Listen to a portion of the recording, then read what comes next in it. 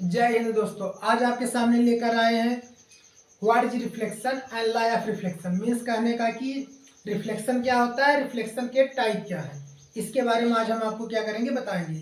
तो सबसे पहले हम देखते हैं कि क्या होता है रिफ्लेक्शन ऑफ लाइट। क्या होता है रिफ्लेक्शन ऑफ लाइट? मीन्स होता है कि जब आपका कोई क्या होगा, प्लेन मिरर होगा, कोई मिरर होगा, जब उस पर क्या होगा, लाइट आएगी और उस पर पड़ेगी।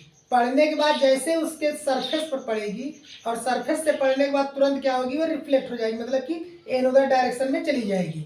जिस डायरेक्शन से आई और वो रिफ्लेक्ट हुई सेम मीडियम में ही लेकिन दूसरे डायरेक्शन में चली जाएगी, उसी को हम क्या कहते हैं, रिफ्लेक्शन ऑफ लाइट कहते हैं। तो डिफिनीशन क्या होगा इसका, आप देख लीजिए कि when a ray of light, मतलब कि जब आपका क्या होता है, प्रकाश की एक किरण approach a smooth polish surface, मतलब कि क्या होता है कि जब स्मूथ मतलब कोई चिकना पॉलिश किया हुआ सरफेस पर गिरता है, जब कोई प्रकाश की किरण किसी चिकने या पॉलिश किए हुए सरफेस पर गिरता है, करा कि एंड द लाइट रे बाउंसेस बैक, तो क्या होता है जब उस पर गिरता है तो लाइट आपका क्या होता है, बाउंस हो जाता है, बैक हो जाता है, मतलब वापस हो जाता है। तो क्या कहते हैं कि it is called the reflection of light, उसी को हम क्या कहते हैं, रिफ्लेक्शन ऑफ लाइट कहते हैं। कहने का मतलब कि जब कोई लाइट क्या होता है किसी स्मूथ सरफेस पर पड़ता है तो वह उस पर बाउंस, मतलब गिरने के बाद क्या होता है तुरंत वह बाउंस बैक हो जाता है, मतलब वहां से वह लौट जाता है। इसी को हम क्या कहते हैं, रिफ्लेक्शन ऑफ लाइट कहते हैं। अब आता है law of reflection. Law of reflection में क्या होता है, पहला आपका रूल जो होता है, सबसे पहले हम फिगर देख लेते हैं। फिगर में क्या होगा, इसको हम कहते हैं इंसिडेंट रे। इंसिडेंट माने जो रे आपकी आती है उसको हम कहते हैं इंसिडेंट रे। और स्मूथ सरफेस पर पड़ने के बाद जो रे चली जाती है उसको हम कहते हैं क्या, रिफ्लेक्टेड रे। उसको क्या कहते हैं, रिफ्लेक्टेड रे। स्मूथ सरफेस पर एक हम इमेजिनरी लाइन क्या करते हैं, ड्रा करते हैं, जो कि परपेंडिकुलर होता है, अल्टीट्यूड होता है, उसको हम कहते हैं नॉर्मल लाइन। क्या कहते हैं, नॉर्मल लाइन। बात समझ गए? तो यहीं से आपका डिफिनीशन बने। डिफिनीशन क्या बनेगा आपका, द इंसिडेंट रे, इंसिडेंट माने जो आपका रे आ रही है, इंसिडेंट रे का मान द रिफ्लेक्टेड रे, रिफ्लेक्टेड रे माने जो आपकी रे चली गई, एंड आपका क्या है, and the normal to the surface, to the surface of the mirror, मतलब यह जो आपका नॉर्मल है और इस सरफेस पर, मतलब कि यह जो आपका नॉर्मल पॉइंट है, ठीक है, मिरर का यह जो नॉर्मल पॉइंट है, कह रहा है कि all lie in the same plane, यह सभी क्या होते हैं, एक ही प्लेन पर होते हैं, एक ही बिंदु पर होते हैं।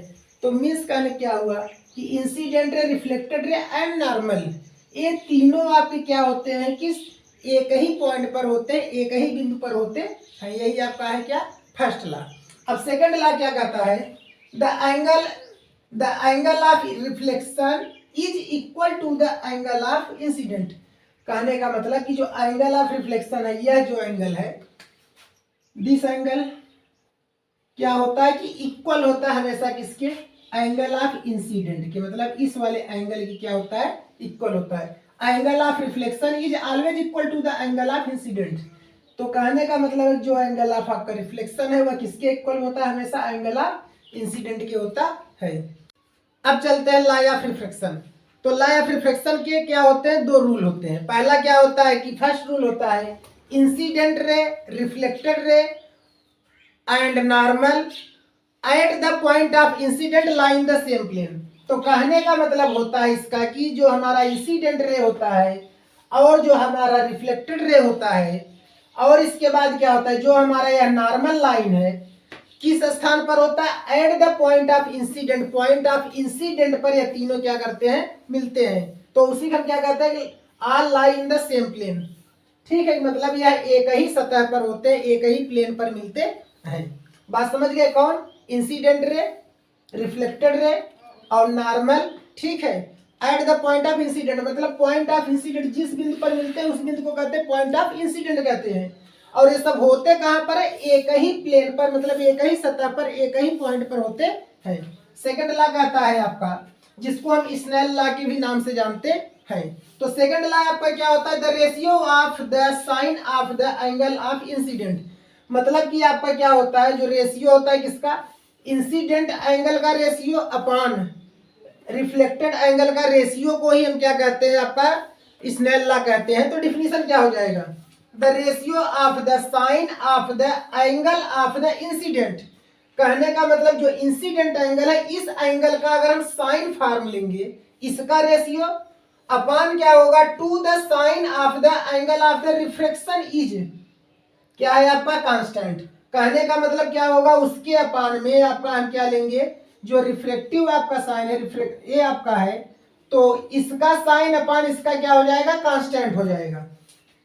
इसी को हम क्या कहते हैं, this constant is called reflective index, और इसी कांस्टेंट को हम रिफ्लेक्टिव इंडेक्स के नाम से भी जानते हैं। This law is known as the Snell law, और इस लॉ को हम क्या कहते हैं, स्नेल लॉ के नाम से जानते हैं।